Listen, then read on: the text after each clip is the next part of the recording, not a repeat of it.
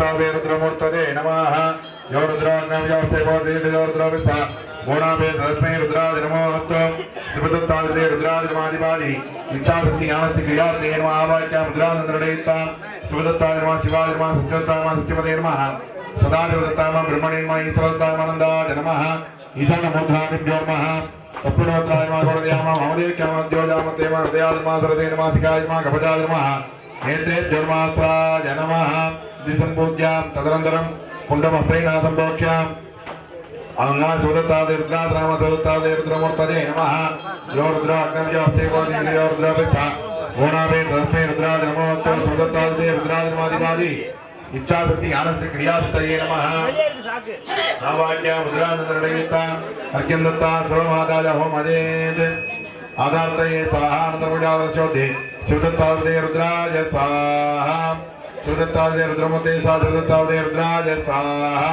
अधिपायुक्तात् ज्ञानशक्ति क्रियाशक्तये स्वाहा शिवदत्ताय स्वाहा शिवाय स्वाहा सत्यदत्ताय स्वाहा सत्यपदे स्वाहा सदाशिवदत्ताय स्वाहा ब्रह्मणे स्वाहा ईश्वरदत्ताय स्वाहा आनन्दाय स्वाहा शुद्ध विद्यादत्ताय स्वाहा दम्बराय स्वाहा संभावनमूर्ता ईशानमूर्ताय स्वाहा तप्पडोत्राय स्वाहा अघोरहृदयाय स्वाहा वामदेव्याय स्वाहा सद्योजामूर्तये स्वाहा हृदयाय स्वाहा सरदे स्वाहा शिखायै स्वाहा कवचाय स्वाहा नेत्रेभ्यः स्वाहा अस्त्राय स्वाहा दिमन्त्रेण दत्तपूर्णमन्त्रेण आहुतिं मुनेत् रुद्रभागपूर्णां जुगुजुः இப்பொழுது ருத்ரபாகம் என்று சொல்லக்கூடிய மூன்றாவது முறையாக யாகசாலையிலிருந்து மூலாலயத்திற்கு அருட்சக்திகளானது எடுத்து செல்ல இருக்கின்றது.